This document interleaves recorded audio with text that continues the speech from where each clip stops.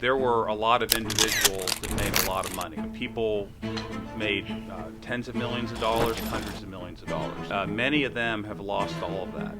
That's not the way that human beings work. Can you tell me a little bit about your childhood and where you were born and how that came to be? Sure. If you look at my Twitter handle, it says raised in the shadow of the steel mills, which is a fun way of saying that I'm from Pittsburgh, Pennsylvania. Was born there. We moved away. My dad worked in the space program. We lived at Cocoa Beach back when they would put men up in space during the 60s. We lived near Las Vegas for a while, but we came back to Pittsburgh, and so that's really where I did sort of my later grade school years and then high school. I'm from a loving family, of a Catholic family, of mom and dad, 2 brothers. I'm the middle boy. My parents are both well-educated people. My mom got her PhD when we were growing up and was a college professor and a college administrator.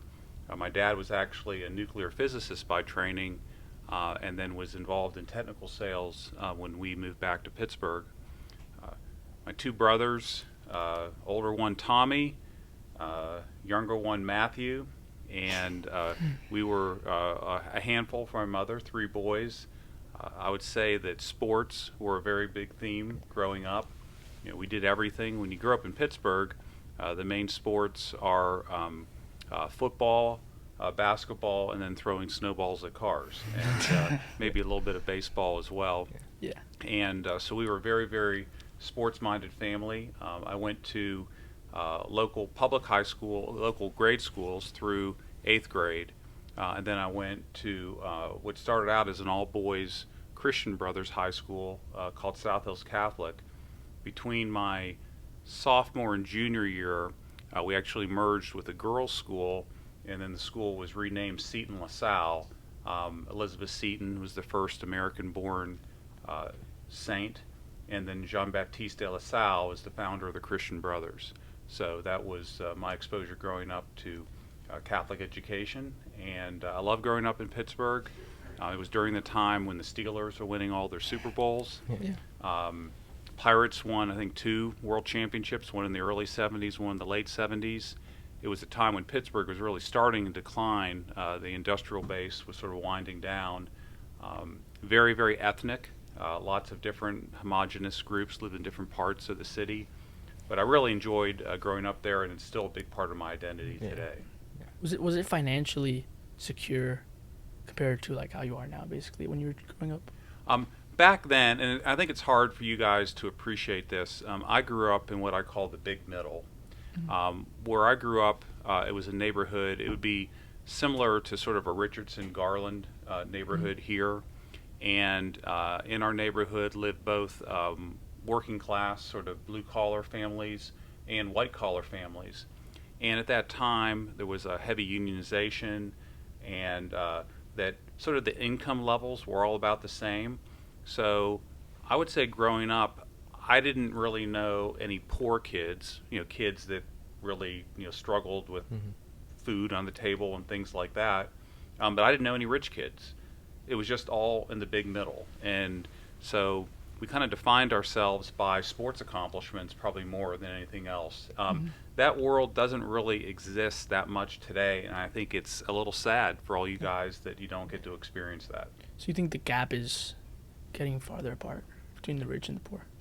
I think that the middle class has shrunk considerably, and that and there's a lot of reasons for that. That would take a year's worth of podcasts to describe that one well. Yes, there's much more income disparity in this country than there used to be. I'm not really in touch with all the statistics, but really it's as the middle class has shrunk, some of those people have gone to upper middle class or wealthy, and some are in the lower income classes. Yeah. When you were growing up, did you always know what you wanted to do? Like, did you have a certain like epiphany moment, or did you realize in college? Or like, did you have like the idea like, I want to make money so I can like help people, or like? I I only know my story, and I've always been extremely opportunistic. I've never been someone who really has that long plan, or a lot of people I know will have their bucket list or the things they want to do, or a real sense of I'm going to do this next year, then this the following year, and this the year thereafter. I've always been a lot more opportunistic.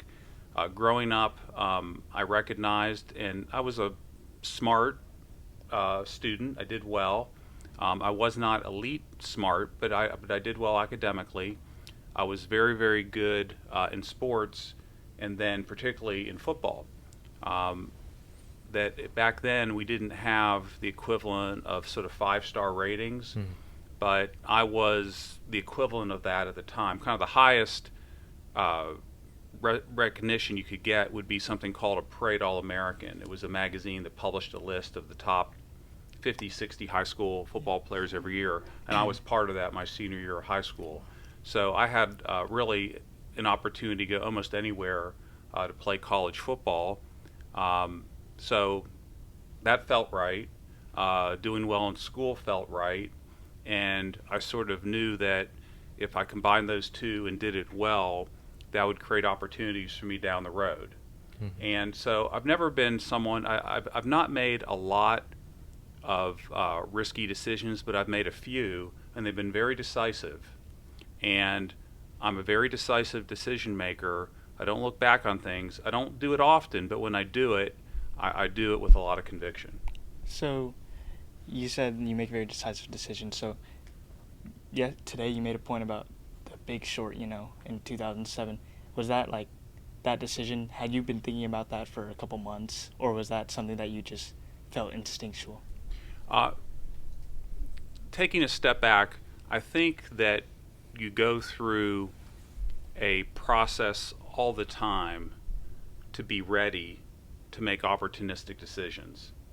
A great example of that, and I'll use it from an investing standpoint, we always have some amount of investments here with our family office that are what we call hedges, that sort of are overall insurance that if the market goes down in a big way, will recoup some of those losses. And what I've taught you would be if there's a systemic downturn in the market.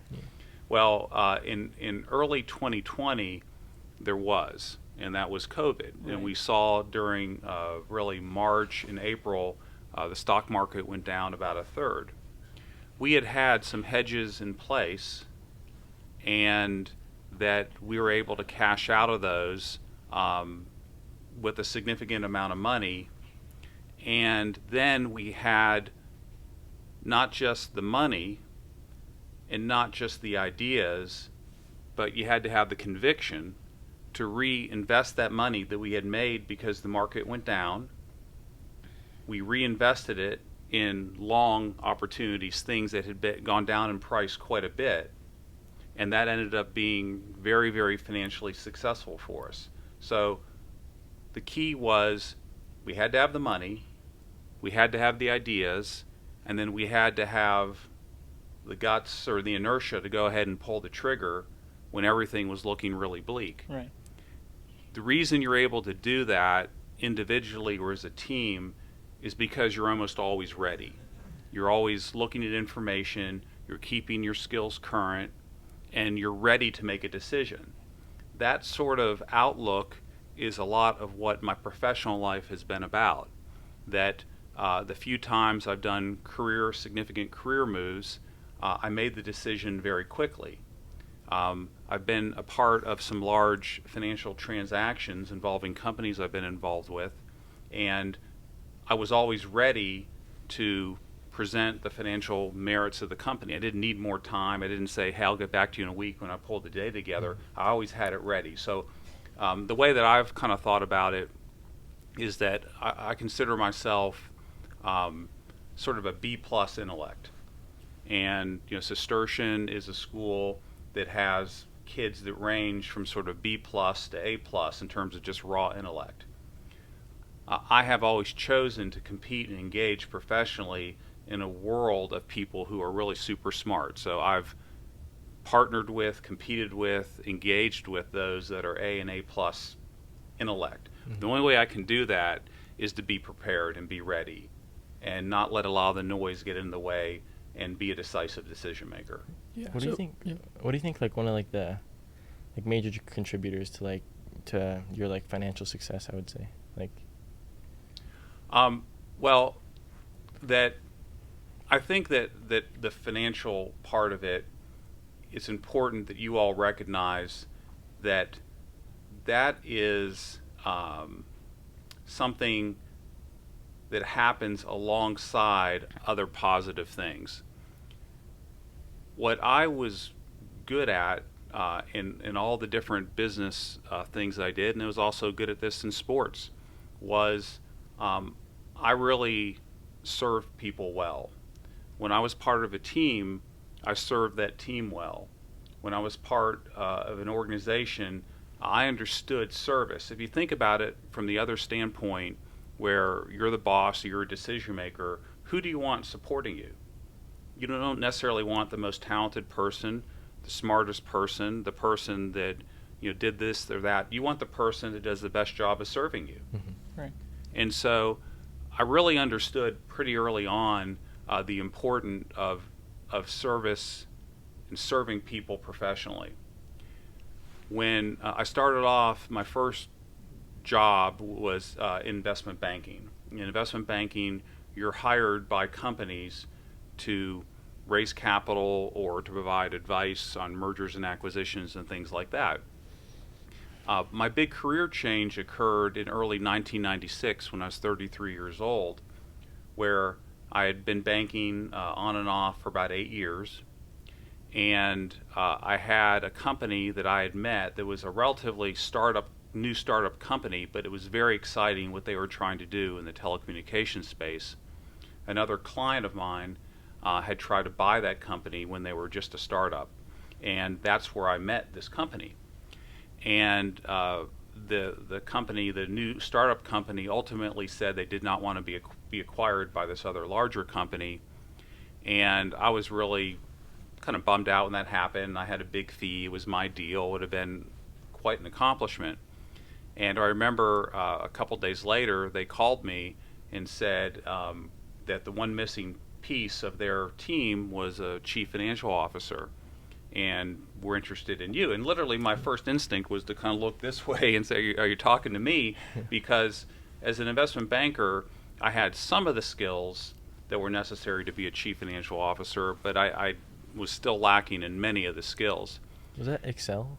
It was a company called Telco that was ultimately purchased by Excel. Yes, okay. It's all part of it's all a sequence. Yeah. And so I remember that the two principals. I was living in Atlanta at the time, and the two principals. The company was based in D.C., but one lived down in Sarasota, Florida, and I was going to be in Tampa for that weekend, Gasparilla, which is a really fun event.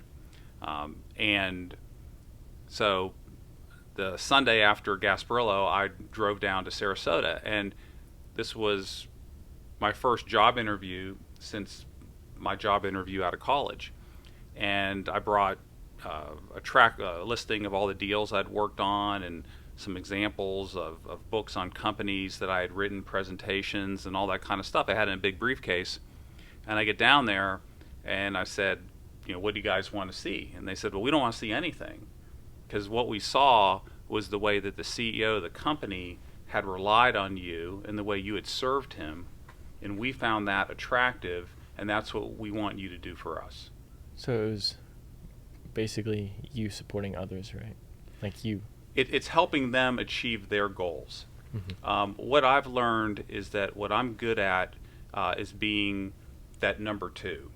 Mm-hmm. You have the phrase or the concept of the entrepreneur, the visionary who starts a company, and they have a big idea, and sometimes that morphs or evolves over time, and they're the primary person who executes on that idea. And it could be a team of people who are the entrepreneurs, but someone like me comes alongside, and what I can do well is I can engage in the chaos that's involved with starting something new, and I can help turn it into reality. I wouldn't know a good idea if it hit me on the head, but what I've found out I'm good at is coming alongside other people's ideas and helping them execute on those. Is that like an entrepreneur? Is that what they call it? I don't know what you call it. I call it a number two. Number two. And so So you've never seen yourself as an entrepreneur. No, I'm not gifted in that way, and a lot of being mature and growing up is understanding what you're good at and what you're not. Now, there's some things that you might not be good at that involve character issues that you need to work hard to get better. But there's other things. Some people are very creative. Some people have a great ability to market well. Other people are very detailed and data-minded. And so you need to understand kind of what your gifting is and then where you can serve the best. Because you can serve well with all the different sort of personality traits and skills. So do you think there's room for, because people always think in the business world there's leaders and then there's followers, right? But do you think there's like a middle that like you can support the leader and also flourish in that area? Sure. Yes, definitely. Leaders can be defined lots of different ways. If you're the CEO of a company, you might have multiple divisions. So you'd have leaders of those divisions. Each of those divisions may have geographical areas. You'd have leaders of those. So, and also, good leadership is also being a good follower.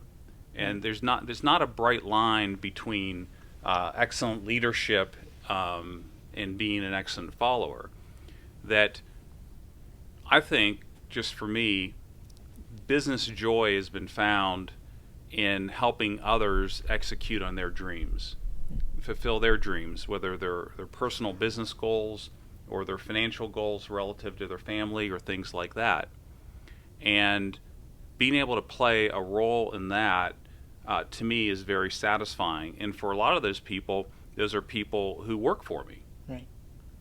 It's not just my bosses. So it's creating as big of a tent as you can. At the same time, I've always wanted to be a meaningful person to whatever groups I'm associated with. It would crush me for someone to say that's part of a group that I want to be part of, that they would say, I could care less if Nick is in it or not. That would crush me. I want to be relevant in all the things that I'm part of, and a lot of that is my desire to serve, and a lot of it is probably just some ego as well. So working at Excel, you were CFO, which is I think that's a MLM, multi-level marketing company, right? It was a long-distance phone company Yeah. that sold through a multi-level marketing channel. How do we compare that to pyramid schemes? Well, a pyramid scheme is a structure that generally is illegal, where really there's not the opportunity for people to make money. So in a sense, everyone's paying in, and someone manipulates the structure so only kind of one or two benefit from that, and that the people who pay in don't really have an honest chance to get a return on their time and their investment. Multi-level marketing is a non-abusive structure where people choose to participate, and that if they achieve various marks of either actually selling to customers or recruiting other representatives, that every person along the way has a very good chance to make money, and it's not just designed for one or two people to kind of suck all the money out. Yeah. That in one of the things that in multi-level marketing is you want to sell products that everybody uses. You don't want to have to convince people that you need this product or service, and that's why a lot of beauty aids and things like that have always done well. Long distance service, which we sold, was another natural because everyone needed it. And the whole concept there was that everyone has a warm circle. For some people, it might only be 2 or 3. Other people, it might be a couple dozen of people that would use your service as long as equal to other relevant, other people who provide it, because you asked. And we would all think of who that is. So where Excel really did well is that you would have, say, a school teacher in that time, where in the mid to late 90s was when it was really prospering, that might make $40,000 or $50,000 a year, and through working a little bit of extra time in Excel, could they make an additional $20,000 or $30,000, and that might help them buy a bigger house, or or buy a nicer car, or help put college money away, or things like that. Is that what Excel and Telco brought to the table that was kind of new? Well, Telco, its niche was, and this is one of those things where you have to go back in time. They did color TV back then, but it is back in time. And back in the late 80s, early 90s, our country deregulated our phone service. Prior to that time, there was only one provider. It was called AT&T, and it was a monopoly, and so people really didn't have a choice.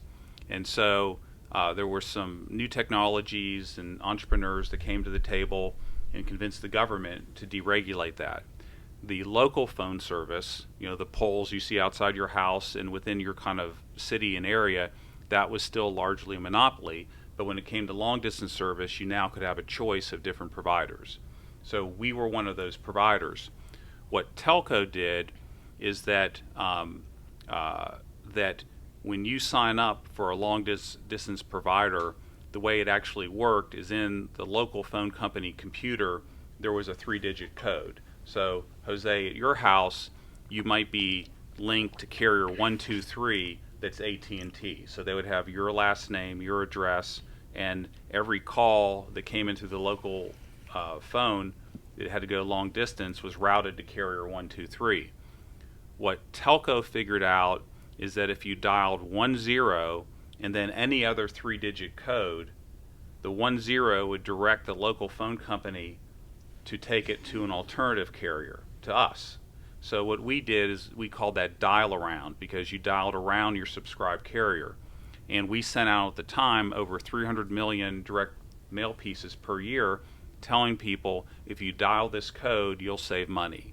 And at the time, there was some confusion over really what kind of choice people had, and here was a way to save money, and so it was very successful. We grew the business really from startup in about a 2-3 year period to $500-600 million of revenues, and very profitable. What does it do now? Is it those companies really don't exist anymore.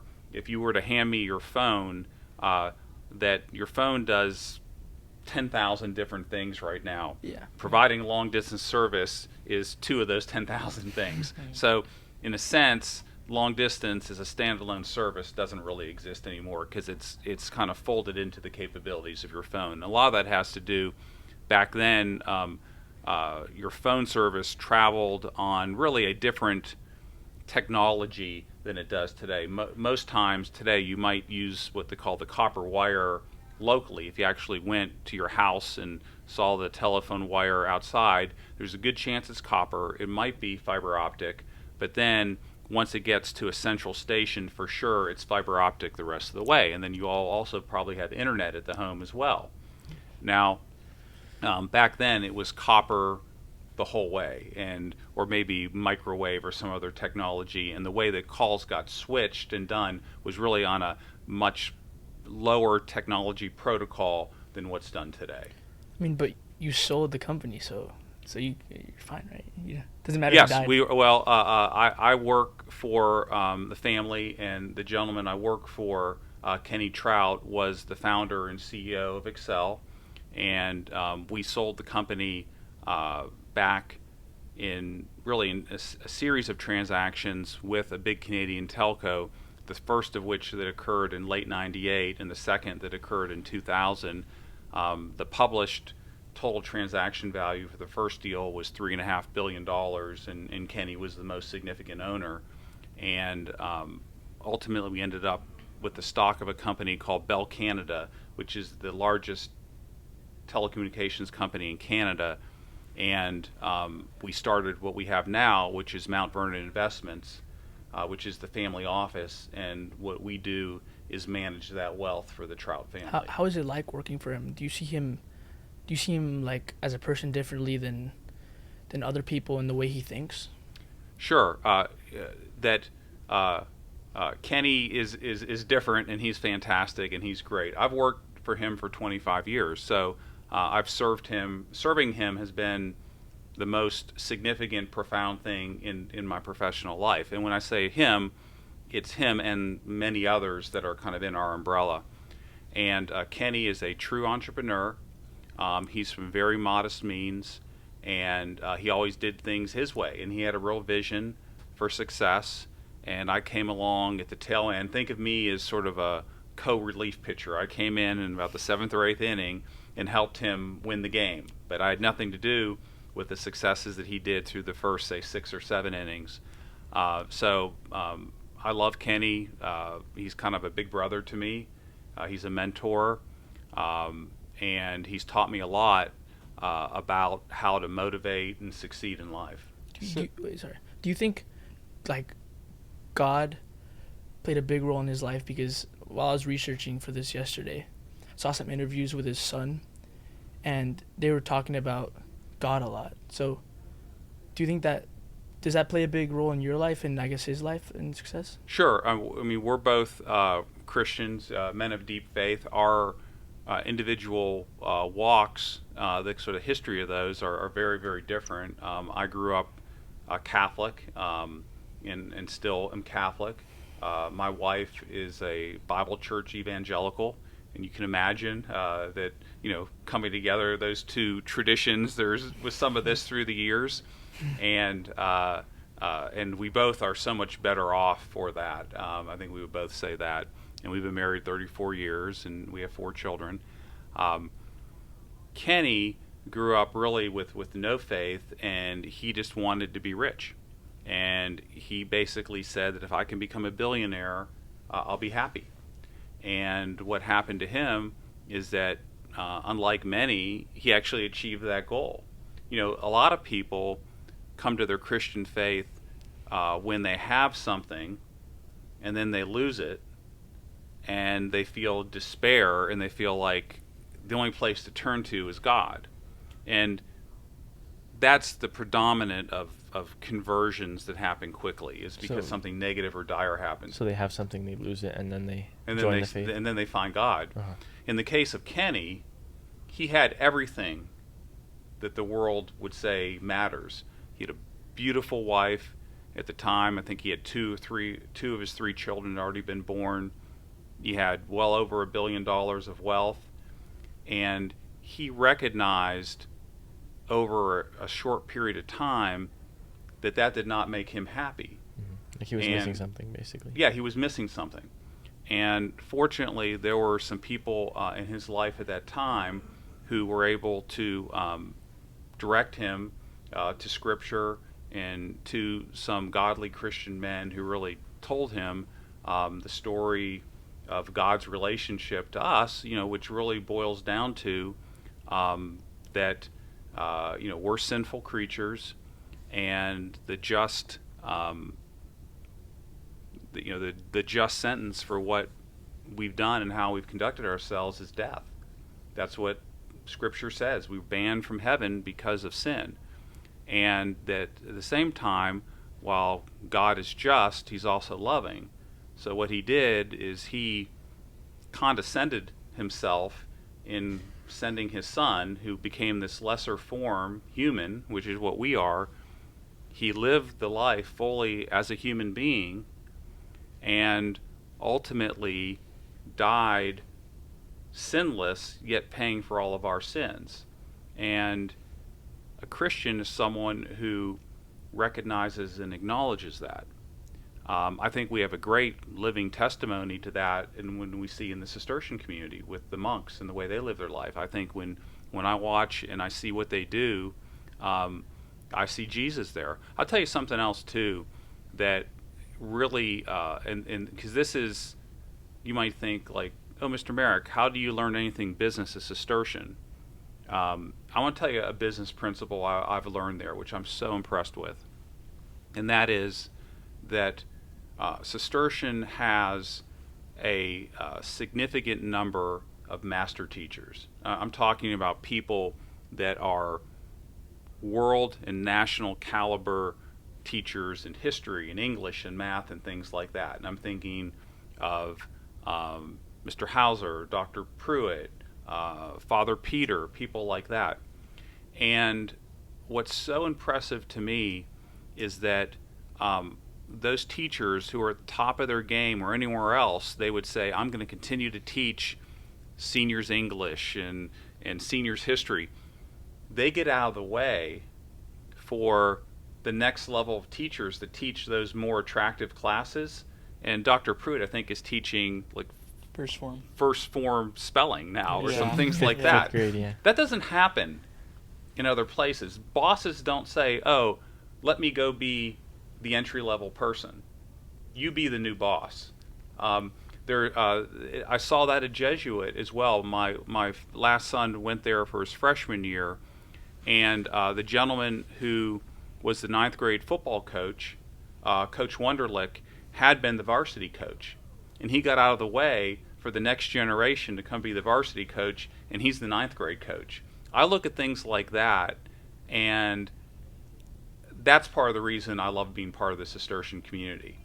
And those, to me, are things that then I can transpose into the business world, which is part of the way that I can lead my organization here, is get out of the way at times on certain things and allow the next level to come up and take those areas of more broader responsibility. Mm-hmm. So you look at Kenny Troutt, right? Mm-hmm. He's someone who, as you said, he said, oh, I want money. And unlike most people, he actually achieved his goal. Yes. And then you look at people like Bill Gates, who said, oh, I like computers, and the money came along as he started working on his company, and he said, oh, the money just came along. Yeah, he just followed his passion, right? So how do you balance those two? Is there like a better route? Yes, I think I probably did a little bit of a shortcut when I said Kenny wanted to make $1 billion. He wanted to build a growing business and something that would yield. And that's really the thing, is that, you know, in the commercial world, if you're good at something and you execute on that and it grows and it produces positive cash flows and you're able to hire a lot of people and you have promising prospects for tomorrow, typically wealth comes alongside that. So, you know, for instance, learning a little bit about power generation. Where there are electrons, there's magnetism. They're sort of the alter egos of each other. So if you go create something where there's a magnetic force, there's likely to be electrical charges there as well. You don't necessarily go to create the electrical charge, but they show up alongside it. And I would say it's similar to that in business, that if you go and pursue something that you're good at and you're able to turn that into something that works commercially and produce positive cash flows, positive growth, good future prospects, then almost every time along with that comes wealth generation. So Fortunately, we live in a free economic society where that is allowed to occur. Mm-hmm. So you'd say that chasing money is an unhealthy way to go about it. Instead, you should Chase a vision, do you think? chase a vision, right? And then along that path Comes money. There's elements of what you said that I kind of agree with, and some I disagree with it. So I'll answer it the way I think about it. Yeah. I believe very strongly in thinking about what your identities are, because what your identities are, well, if you know someone's identities, then their behavior makes complete and total sense. So if you said to someone, why do you wake up at 5:30 in the morning? Doesn't it feel better any one day to sleep in till 7? The answer, of course, is yes.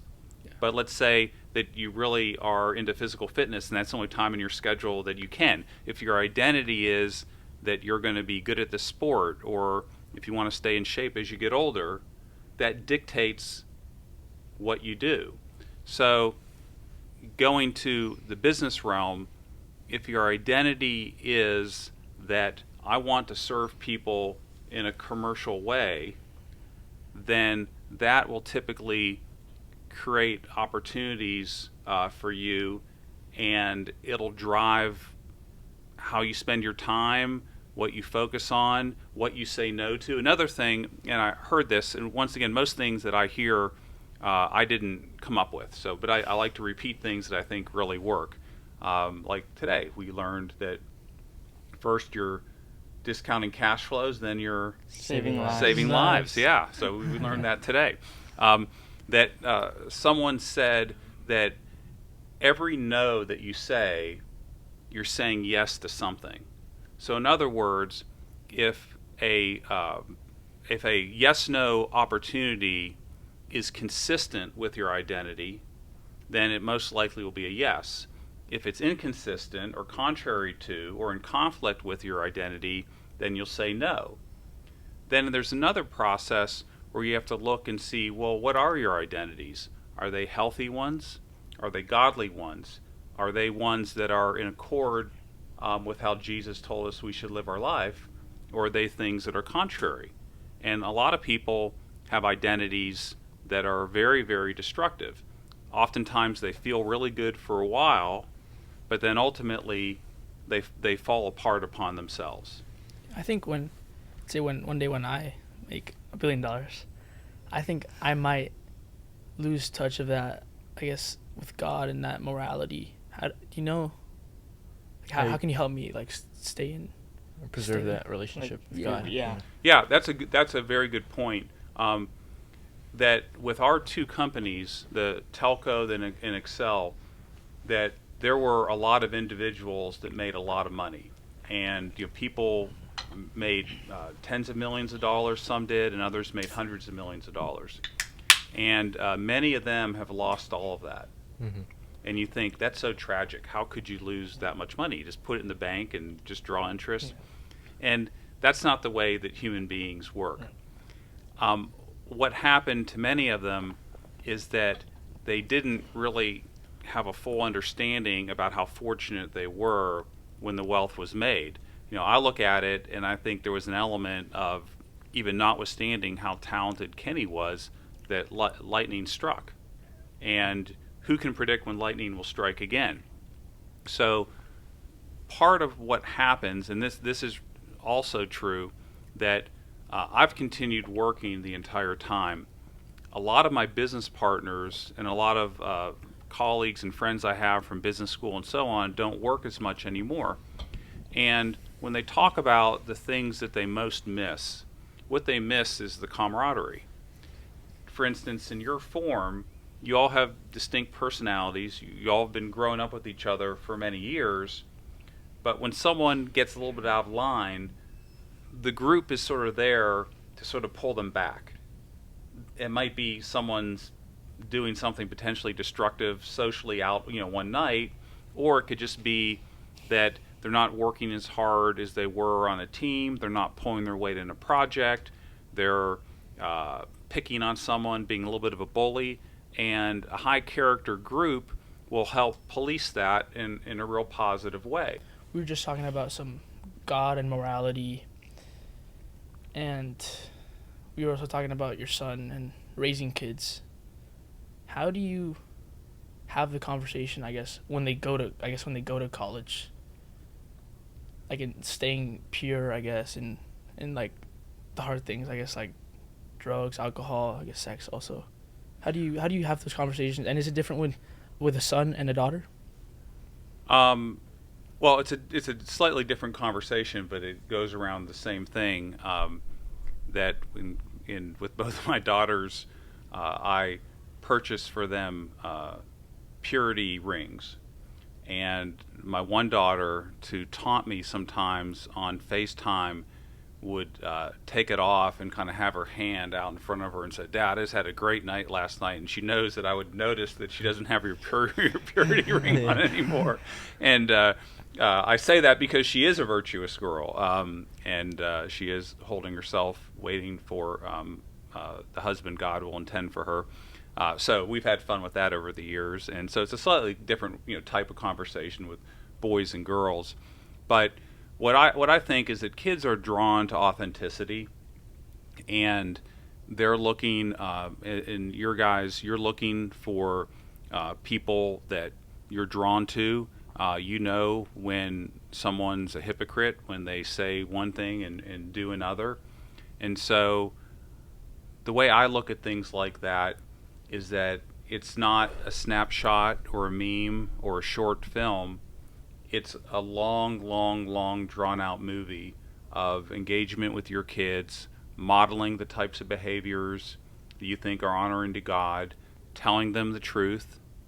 At the same time, more than anything, God is a God of mercy. He's a God of justice, but he's a God of mercy too. And when kids mess up, you have to be clear about what are the consequences, but at the same time, as a loving parent, you need to have a path to forgiveness and reconciliation.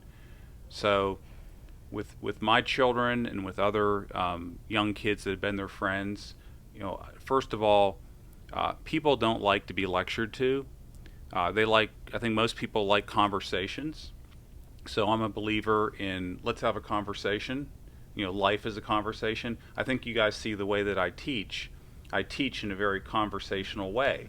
And in a sense, each class I pick up from the last conversation we had, and let's continue the conversation. People don't like to be told what to do. They don't like to be lectured to. They like to be shown what to do. They like, and they feel best with someone in a place whom they trust.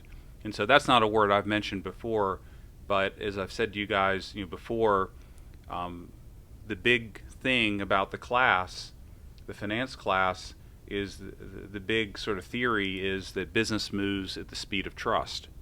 Well, to a certain extent, a family moves at the speed of trust. And so it's really important to have really good communication and to be authentic. And my children have seen me in who I really am for quite some time. They like to have fun with me and complain about me a little bit. But at the same time, I think that my wife Leslie and I have modeled very positive behaviors to them that I think have had a big impact on them. I think my kids understand that something like sex, that God designed that for the intimacy within a marriage. He didn't design it outside of that. And that doesn't mean that if you have sex before marriage that you're damned to hell. There has to be a path of mercy, forgiveness, and reconciliation. But that's contrary to the nature of how God designed things. And so when you have that as an ongoing conversation all the time with kids, I think that increases the chance that it'll be real to them and mean something to them versus something they heard someone squawking about before they didn't pay a whole lot of attention to. Mm-hmm. How did you've been married for what, 30 some years? 34 years, yes. Is there any advice for me when I get married? And should you get married later in life or younger? Like once you're Yeah. stable, or Yeah, should you have money first? Stuff like that. I don't know. Jose, here's what I would say to you. God has a plan. He has a plan for the universe, and that's It's predetermined. that reconciles with what he wants. Of course, God is over everything, So we have no free will. and you do have free will. You do have free will. Yeah. The way that you would understand it, you have complete free will. But once again, and Scripture says this, if you're the clay, you think you can be formed in anything, but really the potter knows what you ultimately be formed into. So that from your understanding, from my understanding, I have complete free will of what I choose to do and what I don't do. But yet I believe in a sovereign God who's in control of everything. Now, that may appear to be a disconnect. I view it as a mystery. I view it as kind of exciting because as I get older, more and more about God is more of a mystery, yet I feel a stronger faith than I ever had. And how's that even possible? Well, it's only possible with something that incorporates everything I can know and everything there is. I mean, I go to the little mini chapel, the upstairs chapel, and I pray before every class. And I pray for you guys. I pray for myself and my family. And I love the cross up there on the stained glass window. And I sit there and I think that you have the whole concept of God saying I'm the Alpha and the Omega, and that everything there is between that. And what I understand or what I comprehend is probably such a small part of that, and that I have, as a faithful Christian, and through God adopting me, not through what I've done, but through my faith, I have the chance to participate in that for eternity. And so that's exciting.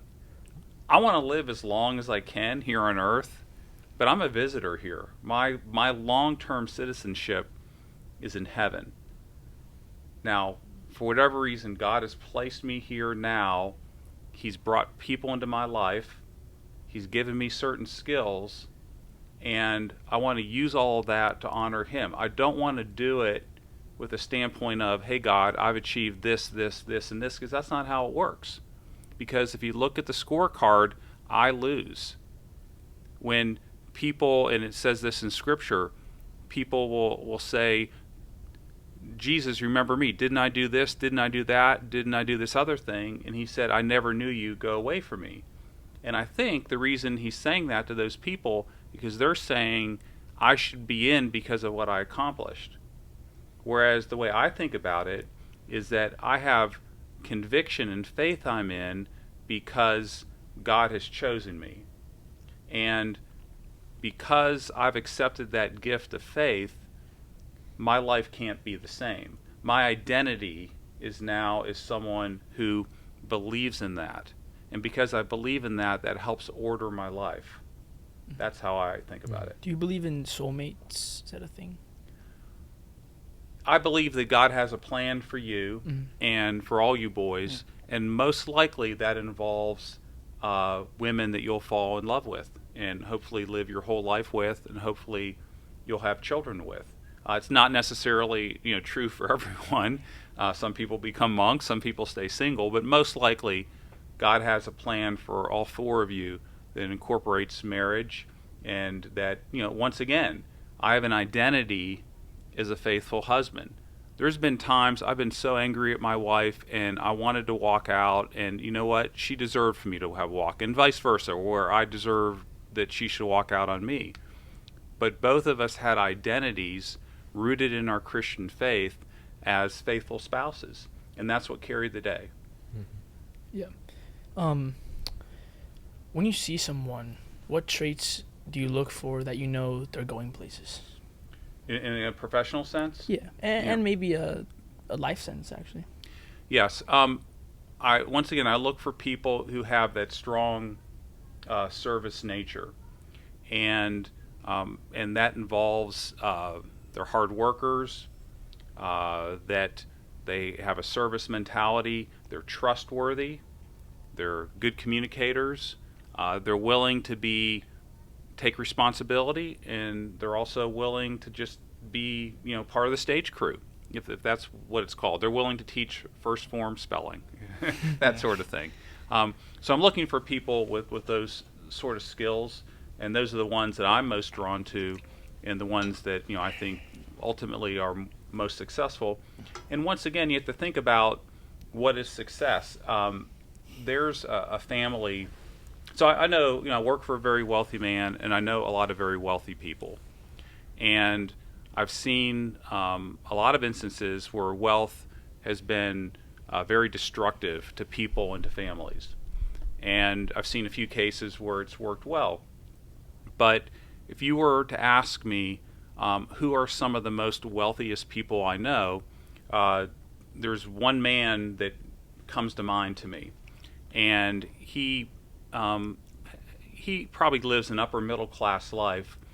His name's Paul Gittemeyer, and their lake house is next to our lake house, and he and his wife Kelly have 4 children, and they're all married, and there's a bunch of grandchildren. And because our lake houses are right next to each other, we've kind of done life together for 20 years. And I look at him, and he has a loving wife. He has children that want to be around him. He has grandchildren that are just, going crazy around everywhere.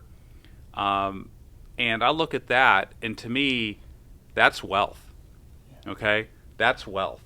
Now, I'm not disregarding financial wealth, because he has some of that, and wealth creates a lot of options.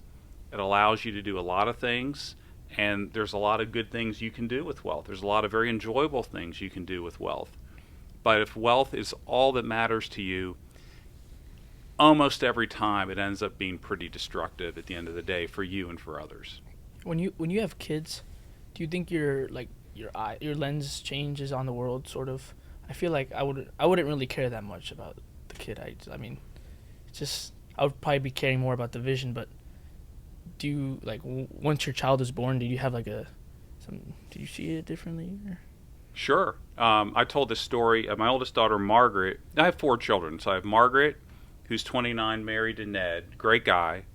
We've really, Ned's just turned out to be awesome. They live in New York. Matthew, who went to Cistercian, went to Texas and UVA, was a college football player. He's 26 now, works for a private equity firm here in town. Catherine, who's 24, she went to UVA as well, and she works for a venture capital firm here in town. And then Andrew, who was a mascot. We only decided to start raising him when he was about age 10. I'm just kidding. Andrew's great, big personality. At times he's been difficult to parent, but he's always been easy to love. And he's at Texas A&M, and he's on the football team, and he's a hard worker. He's been a walk-on for 4 years, and he's had to really work hard and grind, and I'm really TikToker, right? Really, really proud of him. Yes, a little too much social media for my good. So those are my 4 children, and that when Margaret was born, I'll never forget this. She was born at around 9:00 at night. We were in Atlanta at the time, and I spent the night with Leslie and Margaret in the hospital. And then it's 7 or 8 in the morning. I went home, and I took a shower, and I think I had to go by the office for an hour or two, and I came back late morning. And my wife is very laid back, and she has lots of friends. And I went into the room, and there was my wife with 4 or 5 of her girlfriends just chatting away. And then there were their daughters and kids. There were about 4 or 5 little kids, aged 1 to 4, that were holding my brand new baby. And Leslie's just chatting away, their friends, paying no attention. I threw them all out of the room because this was my child, and I was going to protect her. Yeah. And I can recall that well through my children being your guys' age, every night I go and make sure they're still breathing before they go to bed. I can't go to bed until I sort of nudge them a little bit and just make, just see they're still moving and still breathing. I obviously don't do that anymore. But that my relationship with my children has evolved. We went to this one Christian camp that had a good framework for that. They said as a parent, you go from being a cop to a coach to a consultant. So I really am a consultant with 3 of my kids for sure.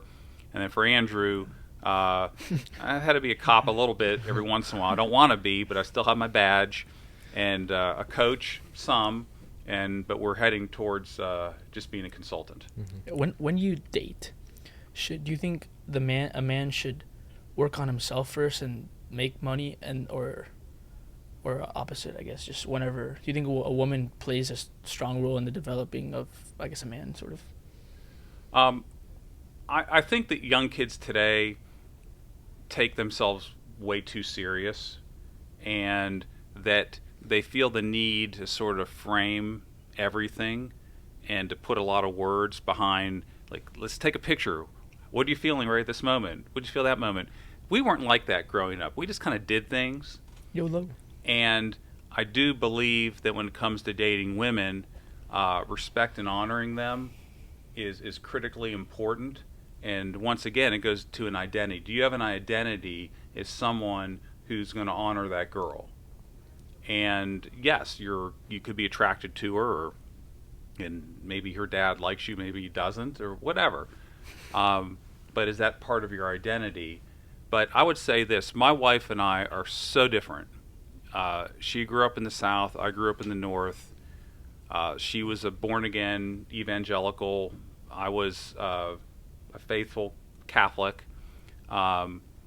And we had so little in common other than that we were very attracted to each other, and we kind of got each other. But we were so raw when we got married, and the whole idea that we've sort of grown up together has been a very unifying thing for us. If we had applied the test at that time, we would have failed miserably. Are you all ready to be married? And have you worked through this? And do you know that? So, I people that go through programmatic pre-marriage things, I think they're good to a point, but also there's a little bit of a mystery of it.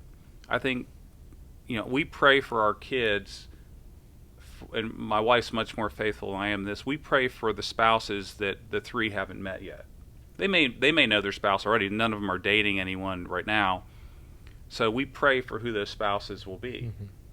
And if I'm looking at, when Ned and Margaret got married 3 years ago, I mean, Ned wasn't a complete picture, but I felt really good about him. And since that time, he's just a fantastic son-in-law. So I think that you shouldn't do something that's not going to work, but it doesn't have to be perfect. And I think you trust God, don't take yourself that seriously, and then have people in your life along the way that can give you feedback, give you a perspective, and so on. But the mystery of who you marry is that it's a mystery. But let's say your other daughter that hasn't been married, she brings in like some hippie off the street, I guess. What would you say? I mean, maybe she loves him, I guess. It's just, I feel like if your daughter were to bring someone that's like has a vision or super rich already, I feel like you would respect him more, I guess. But I would agree with that. But here's what happens is that, and there's a good chance amongst the four of you that you'll be father of a daughter. Okay, so just remember this one. Put this away deep in the vault.